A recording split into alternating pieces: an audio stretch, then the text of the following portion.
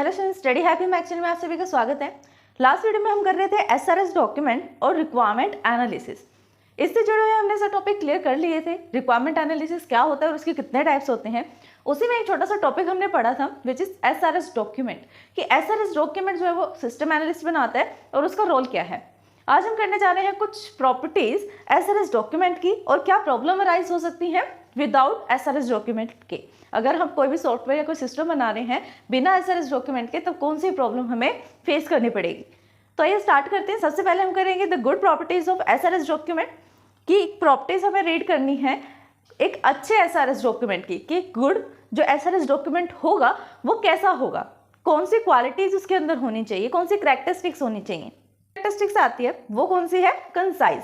अब कंसाइज का मतलब क्या होता है, the SRS document should be the concise and at the same time unambiguous, consistent and complete. वो क्या कहना चाह रहे हैं, जो एसआरएस डॉक्यूमेंट होता है वो कंसाइज होना चाहिए। कंसाइज का मीनिंग ऐसा होता है कि आप उसके अंदर उसके एसआरएस डॉक्यूमेंट में डिटेल तो सारे डाल रहे हो लेकिन कंसाइज वे में डाल रहे हो। ऐसा नहीं है कोई लॉन्ग आपने इतने सारे पैराग्राफ्स लिख दिए, उसको कौन पढ़ने बैठेगा, कोई नहीं पढ़ेगा इतने लंबे लंबे पैराग्राफ्स को। इसलिए आप क्या कर सकते हो, बुलेट पॉइंट का यूज कर सकते हो किसी भी एसआरएस डॉक्यूमेंट में रिक्वायरमेंट को शो करने के लिए, या जो भी एसआरएस डॉक्यूमेंट में लिखा होगा उसको लिखने के लिए आप जितना स्मॉल हो सके उतना स्मॉल सेंटेंस का यूज करो। लेकिन इसका मतलब ये नहीं है कि आप इंफॉर्मेशन को ही कट कर दो। इंफॉर्मेशन हमें कंप्लीट देनी है, कंप्लीट भी कंसिस्टेंट भी। ऐसी इंफॉर्मेशन, कंसिस्टेंट का मतलब क्या होता है, कंसिस्टेंट का मतलब होता है स्थिर, मतलब एक जगह वो कंसिस्ट है, चेंज नहीं हो रही है बार बार इंफॉर्मेशन। वो यही कह रहा है कि अगर आप लिख रहे हो अपने डॉक्यूमेंट में कुछ ना कुछ इंफॉर्मेशन डाल रहे हो एसआरएस डॉक्यूमेंट में, तो वो कंसाइज तो हो, उसी टाइम पर वो कंसिस्टेंट और कंप्लीट भी हो। कंसिस्टेंट मीन्स बार बार चेंज ना हो, ऐसा डॉक्यूमेंट हो, और कंप्लीट डॉक्यूमेंट हो। ऐसा नहीं है कि आपको जितनी नॉलेज मिली आपने उतना तो डाल दिया, लेकिन बची हुई नॉलेज का क्या, जिसकी उसको रिक्वायरमेंट थी उन सब फील्ड्स का क्या करेगा वो, उसको उसकी भी तो इन्फॉर्मेशन चाहिए ना। Verbs and the irrelative description reduce the readability and also increase the error possibilities। वो क्या कह रहा है, verbs and the irrelative description। अगर उसने पूछा तो जितनी भी डिटेल्स थी एसआरएस डॉक्यूमेंट में जो उसको चाहिए थी, ये नॉर्मल सा एग्जांपल है, ऐसा एग्जांपल होता नहीं है कि एसआरएस डॉक्यूमेंट में सिर्फ एक ही फेज की डिटेल हो।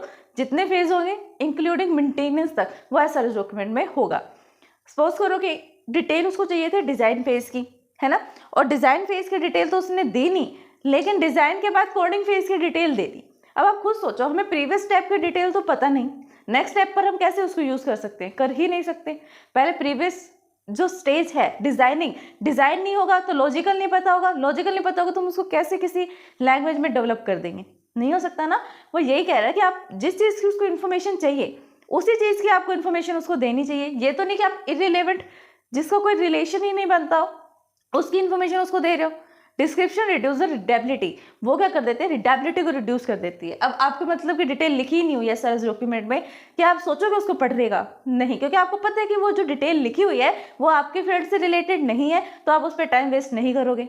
अगर आपको ये पता है कि उसके अंदर जो डिटेल्स हैं वो आपके फील्ड से रिलेटेड है, आपको इन्फॉर्मेशन देगी कुछ ना कुछ, तो आप उसको रीड भी करोगे, राइट। तो वो यही कह रहा है कि अगर इररिलेवेंट डेटा होगा एसआरएस डॉक्यूमेंट में तो उसकी रिड्यूस हो जाएगी रीडेबिलिटी, कोई रीड नहीं करेगा उसको, और इंक्रीज क्या हो जाएंगे, एरर की पॉसिबिलिटीज, क्योंकि कोई पढ़ नहीं रहा, जिसका है सिर्फ वही पढ़ेगा ना, बाकी जितने फेजेस हैं वो क्या करेंगे, उनको तो एरर ऑक्यूर होगा। तो एरर की पॉसिबिलिटी क्या हो रही है, इंक्रीज हो रही है, और रीडेबिलिटी रिड्यूस हो रही है। हमारे चैनल स्टडी हैक विद महक को लाइक, ज़्यादा से ज़्यादा शेयर एंड सब्सक्राइब करें। अगर आपने सब्सक्राइब कर दिया है तो बाकी सभी डिवाइसेस से भी सब्सक्राइब करा सकते हैं, क्योंकि सब्सक्राइबर्स बहुत ज़रूरी हैं। देन कमेंट करें। सेकंड आता है स्ट्रक्चर।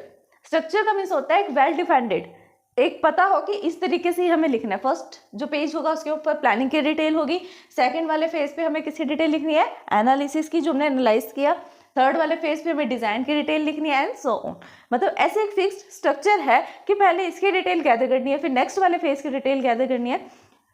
स्ट्रक्चर का मतलब, एक फिक्स स्ट्रक्चर का मतलब क्या होता है, it should be the best structure, document is easy to understand and modify, जिसका हमें पता हो कि वो इजी टू अंडरस्टैंड है और इजी टू मॉडिफाई है। अब आप कुछ सोचो, आपने अपनी बुक्स रखी है लाइब्रेरी में, अगर आप उसका डॉक्यूमेंट बनाकर नहीं रखोगे कि लाइब्रेरी में कौन सी बुक कौन से रैंक में मिलेगी, कौन सी रो नंबर में मिलेगी, कौन से कॉलम में मिलेगी, तो आप उसको ढूंढ तो नहीं सकते ना। अगर नंबर ऑफ बुक्स बहुत ज़्यादा हैं तो आप उसको कैसे सर्च करोगे, बहुत ज़्यादा टाइम कंज्यूमिंग हो जाएगा। बाई चांस आपको वो बुक्स रिप्लेस करवानी हो, उस एक्शन की जो सेक्शन है उसके बुक्स रिप्लेस करानी है, तो आपको पहले उन्हें ढूंढना पड़ेगा, ढूंढने में टाइम लगेगा, है ना। तो स्ट्रक्चर का मीन्स वही है कि हमने डॉक्यूमेंट को हम कैसे रखते हैं, एक स्ट्रक्चर मैनर में रखना चाहिए। जैसे हम यूनिट्स हैं, उसमें हम क्या करते हैं, यूनिट में क्या करते हैं, टॉपिक वाइज लगाते हैं। पहले फर्स्ट टॉपिक होगा, उसके नोट्स बनाएंगे यूनिट 1 में, फिर सेकंड टॉपिक होगा, यूनिट 1 में सेकंड टॉपिक के नोट्स बनाएंगे। ऊपर लिखेंगे ना कि यूनिट 1 है, उसका सेकंड टॉपिक है, थर्ड टॉपिक है, जिससे आप उसको एक अरेंज कर दोगे लाइन वाइज सीक्वेंस मैनर में। जब भी आप उसको एग्जाम टाइम पे रीड करना चाहोगे तो इजीली मिल जाएगा। अगर किसी भी टॉपिक पे आपको मॉडिफिकेशन करनी है वो भी आप इजीली कर सकते हो, लेकिन मॉडिफिकेशन कब होगी, जब आप उसको सर्च करोगे।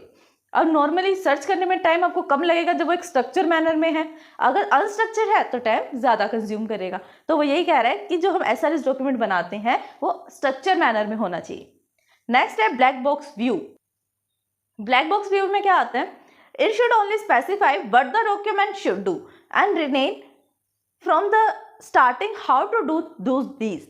वो क्या कह रहा है कि इट शुड स्पेसिफाई दैट, इसको ये भी स्पेसिफाई करना चाहिए जो एसआरएस डॉक्यूमेंट होता है कि करना क्या है सिस्टम के साथ। सारी डिटेल तो एसआरएस डॉक्यूमेंट में होती है, जो कौन बनाता है, सिस्टम एनालिस्ट बनाते हैं, है ना। हमने सिस्टम एनालिस्ट की रिस्पॉन्सिबिलिटीज भी पढ़ी थी। तो एनालाइज फेज में वो एक डॉक्यूमेंट बनाता है एसआरएस डॉक्यूमेंट, उसके अंदर सब फेज से रिलेटेड जितने भी फेजेस होंगे, ईच एंड एवरी फेज की डिटेल एसआरएस डॉक्यूमेंट में होगी। तो वो डॉक्यूमेंट ऐसा होना चाहिए कि स्टार्टिंग से लेकर एंडिंग तक उसमें सब लिखा हो कि करना क्या है, किस सिस्टम के साथ करना है और कैसे करना है, मतलब एक फुल डिस्क्रिप्शन दे वो।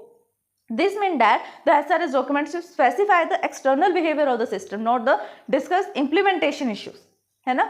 वो ये कह रहे हैं कि वो सिर्फ उसके बिहेवियर को ना बताए, बल्कि ये भी बताए कि इम्प्लीमेंटेशन कैसी है। वो एसआरएस डॉक्यूमेंट का यूज करके तो मैनुअल पे ड्रॉ करेंगे ना, मैनुअल भी तभी बनेगा जब एसआरएस डॉक्यूमेंट्स करेक्ट होगा। फिर आता है नेक्स्ट कंसेप्चुअल इंटीग्रिटी। इंटीग्रिटी का मीन्स क्या होता है, टुगेदर करना, जोड़ देना। कंसेप्चुअल का मीन्स क्या होता है, कंसेप्ट, है ना। तो कंसेप्ट को इंटीग्रेट करना मीन्स जोड़ना। It should show the concept integrity so that the readable can easily understand it. इसलिए जो इसको पढ़ने वाला होगा वो इजिली इसको समझ सकता है, क्योंकि इसके अंदर जितने भी कॉन्सेप्ट होंगे सिस्टम से रिलेटेड वो इंटीग्रेटेड है। समझ में आया, यही उसने बोला था कि इंटीग्रेटेड, एक ही जगह पे हर एक फेज की डिटेल मिलेगी, कंसेप्ट इंटीग्रेटेड है, इसलिए इसको रीड करना ईजी है। नेक्स्ट स्टेप क्या आता है, नेक्स्ट कैरेक्टरिस्टिक्स क्या है इसकी, रिस्पॉन्स। रिस्पॉन्स में क्या आएगा, response to understand the event, it should the characterize acceptable responses to desired event, these are called the system response exceptional conditions। हो क्या कह रहा है, response to understand the event.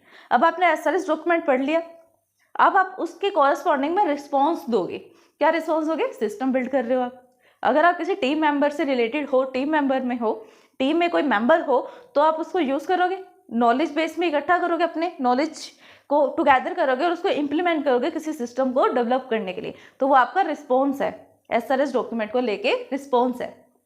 फिर क्या आता है next and last, verifiable. SRS document हमेशा वेरीफाइएबल होना चाहिए, ऐसे नहीं कि कोई भी डॉक्यूमेंट बना दिया उठाकर।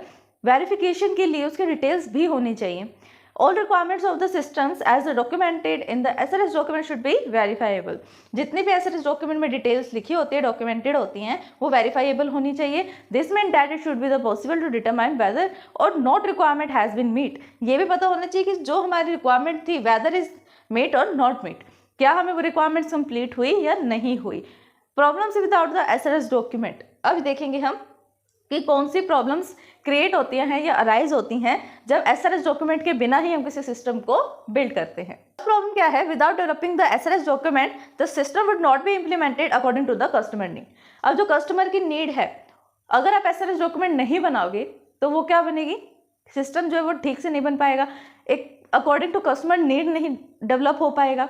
अब देखो एसआरएस डॉक्यूमेंट में होता क्या है, जो सिस्टम रिक्वायरमेंट बनाता है उसका रिकॉर्ड होता है ना। तो सिस्टम रिक्वायरमेंट में जो भी नीड है, एसआरएस डॉक्यूमेंट की जो नीड है वो क्या है कि जब भी हम किसी सिस्टम को डेवलप कर रहे हैं या इंप्लीमेंट कर रहे हैं तो यूज़र की नीड क्या है, यूज़र की रिक्वायरमेंट क्या है, वो चेक करने के लिए हम किसका यूज़ करते हैं, एसआरएस डॉक्यूमेंट का। अब बार बार हम किसी कस्टमर को तो नहीं वो कर सकते, परेशान कर सकते, या बार बार उसको हम इंटरफेयर तो नहीं करने दे सकते ना सिस्टम डेवलपमेंट में, कि जैसे डेवलपिंग हो रही है बार बार उससे पूछेंगे सर आपको ये वाला फीचर चाहिए, सर आपको ये वाला फीचर चाहिए, हम इसमें डेवलप करें ना करें, ये कलर ऐसा चाहिए कैसा। तो हमने क्या कर लिया, उसको एक डॉक्यूमेंट बना लिया, जो रिक्वायरमेंट होगी एक ही बार बताएगा और उसी से हम इम्प्लीमेंट कर देंगे।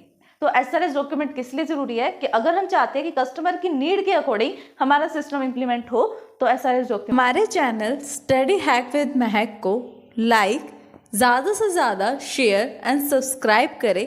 अगर आपने सब्सक्राइब कर दिया है तो बाकी सभी डिवाइसेस से भी सब्सक्राइब करा सकते हैं, क्योंकि सब्सक्राइबर्स बहुत ज़रूरी हैं। देन कमेंट करें। कमेंट कंपलसरी है। ये प्रॉब्लम आ सकती है कि कस्टमर के अकॉर्डिंग कस्टमर की जो नीड है वो फुलफिल नहीं होगी, उसकी रिक्वायरमेंट फुलफिल नहीं होगी अगर हम SRS डॉक्यूमेंट नहीं बनाएंगे। अगर आपने नॉर्मल कन्वर्सेशन में उसकी नीड पूछ तो ली, लेकिन आप कितना याद रख सकते हो किसी की नीड को, या जितने भी उसने पॉइंट्स बताए हैं सारे पॉइंट्स तो आप याद नहीं रख सकते, इसलिए आपने उसको डॉक्यूमेंटेशन कर दिया। नेक्स्ट है software development would not be know whether what they are developing and exactly the require of the system. वापस वही चीज़ घूम के बता रहे हैं वो कि जो सिस्टम डेवलपर होता है कई बार तो उनको पता ही नहीं होता कि उनको बनाना क्या है और वो बना क्या रहे हैं। क्यों? क्योंकि उनको रिक्वायरमेंट ही नहीं पता कस्टमर की रिक्वायरमेंट क्या है। नेक्स्ट आता है without the SRS document it would be very much difficult for the maintenance and engineering. अगर हम SRS डॉक्यूमेंट नहीं बनाएंगे तो क्या होगा, देखो आपने सारे फेजेस हैं, टेस्टिंग कर ली, कोडिंग कर ली, डिजाइन कर दिया, एनालिसिस सब कुछ कर दिया, लास्ट फेज में मेंटेनेंस चल रही है। मेंटेनेंस में क्या हो रहा है, आपने कस्टमर को डिलीवर कर दिया, डिलीवर करने के बाद बाई चांस उसमें कुछ टाइम के बाद, एक टाइम पीरियड के बाद कुछ एरर आया, तो वो एरर क्यों आ रहा है, कैसे आ रहा है और कहाँ से आ रहा है, कौन सी फंक्शनैलिटी से आ रहा है, उसको चेक करने के लिए कोई ना कोई मेंटेनेंस टीम में से जाएगा कस्टमर के घर पर या जहाँ पर भी कस्टमर की सर्विस है वहाँ पर उसको सर्विस देने जाएगा। अब वो कैसे एरर को फाइंड करेगा कि इसके अंदर एरर क्या आ रहा है, उसने थोड़ी बनाया है, वो समझेगा ना, वो कैसे समझेगा, उसको SRS डॉक्यूमेंट की नीड पड़ेगी कि सिस्टम को कैसे डेवलप किया गया है, कहाँ पे प्रॉब्लम आ सकती है। अगर वो SRS डॉक्यूमेंट बना ही नहीं हुआ तो वो कैसे चेक करेगा, उसको प्रॉब्लम आएगी मेंटेनेंस में। नेक्स्ट कौन सा आता है, it would be very much difficult to understand the document. ऐसा भी हो सकता है कि हम विदाउट SRS डॉक्यूमेंट के बना दें, अपने अकॉर्डिंग कुछ भी लिख दे डॉक्यूमेंट में कि ऐसा बना ऐसा बना। अब कोडिंग वाले की जो थिंकिंग से वर्ड से वो लिख रहा है, क्या वो नॉर्मल पर्सन को समझ में आएगा? नहीं आएगा। वो कोडिंग लैंग्वेज में लिखेगा तो उसको क्या समझ में आएगा? इसलिए SRS डॉक्यूमेंट की जो लैंग्वेज है वो भी सिंपल से सिंपल होनी चाहिए, सिंपल इंग्लिश। नेक्स्ट आता है it would be very much difficult to modify the document. ऐसा भी हो सकता है कि डॉक्यूमेंट को मॉडिफाई करना भी डिफिकल्ट हो जाए, सिस्टम को मॉडिफाई करना डिफिकल्ट हो जाए। तो स्टूडेंट्स ये था हमारा आज का टॉपिक, SRS डॉक्यूमेंट की characteristics, properties and problem without the SRS document, कि कौन सी प्रॉब्लम ओकर हो सकती है विदाउट द SRS डॉक्यूमेंट। अगर इस वीडियो को समझने में आपको कोई भी डाउट आता है देन आप हमें कमेंट करें। Thanks for watching my video.